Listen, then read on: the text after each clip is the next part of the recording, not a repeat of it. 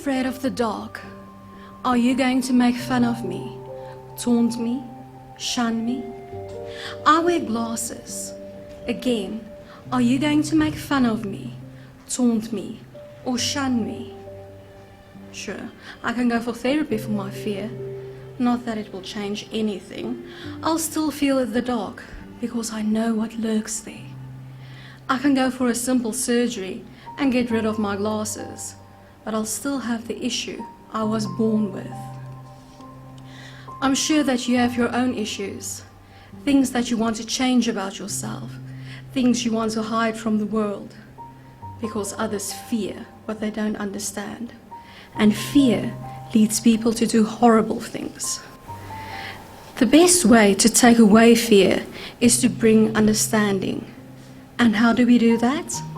By educating people. There are great organizations out there, and you can join them, like the He for She movement. He for She helps combat gender stereotypes, child marriage, and other gender inequalities through innovative, inclusive community involvement of people of all gender identities. The goal is gender equality in our lifetime.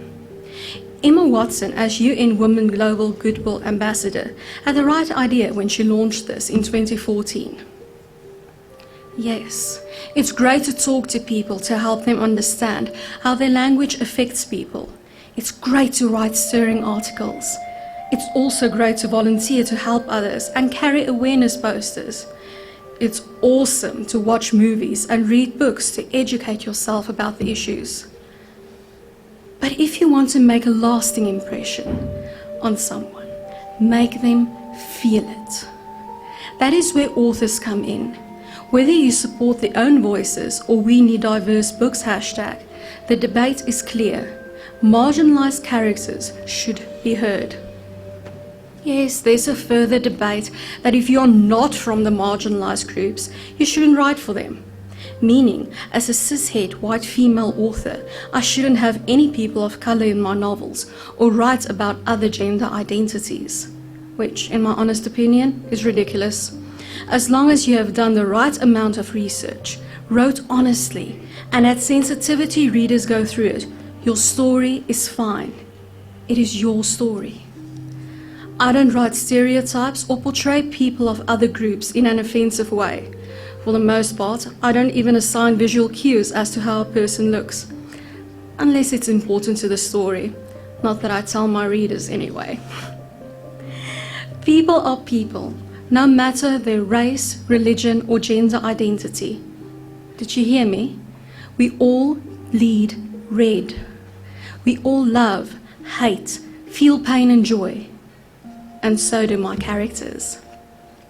Whether it's the Galno-led Ian McAlter struggling to fit in with his own people because he has to fight against gender stereotypes, you'll find him in Once and other books dealing with the Galno. Or Amy from my newest book, Magic at Midnight, learning that you can be attracted to men and women without being broken or have something wrong with you. My characters are as diverse and complicated as anyone in real life. Did I mention that I write fantasy with folklore and mythology? No.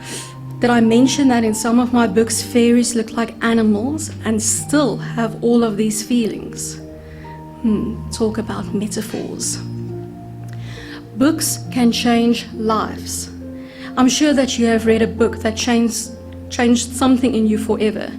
How did that book do it? It made you feel. If we have characters in our books that portray people from different races, religions, and gender identities accurately, whatever that may mean for that specific author, lives can change. It is important for us to see ourselves in books, the good and the bad.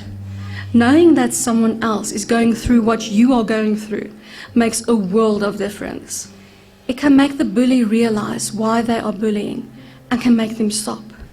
It can help that girl who wants to be a boy realize that she isn't alone or a freak, and maybe she won't continue cutting herself to let out the pain.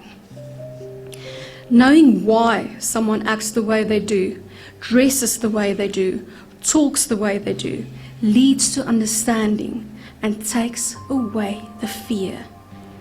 And like I said earlier, it's fear that leads people to do horrible things. So once fear is gone, we cannot force people to listen. On my invitation to tonight's event, I had to tell people that I will be talking about diversity in books.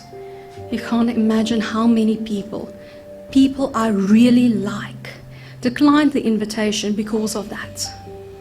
Why? Because they just don't get it.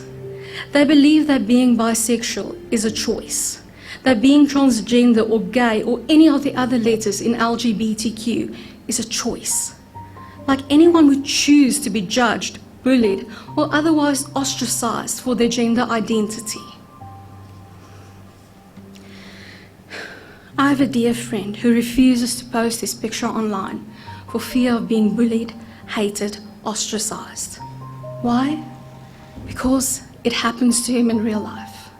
He has been beaten up more times than he will admit. Why? Because of the color of his skin. The worst part? He lives in a supposed first world country that boasts of their tolerance and freedom. And they say South Africans are savages. My wonderful audience tonight are from every side of the spectrum. Age, religion, gender identity. Not that I was rude enough to ask. Don't ask, don't tell. It is the motto many live by. It was the culture I lived in as a teenager. You know, but you don't say anything. Or even defend the person from ridicule, saying wrongly that they are just sporty, soft, whatever, dying a little inside for the lie. Television has finally caught up. Just look at DC's Legends of Tomorrow. They deal with hot button issues, we'll discuss that later, and gender equality, different gender identities, and have different races and religions. We take our cues on how to act from books and television. Oscar Wilde said that life imitates art far more than art imitates life. So if our books are filled with tolerant, open-minded individuals, diversity in race, religion, and gender identities, and where bullying isn't tolerated, imagine the world we can live in. Thank you.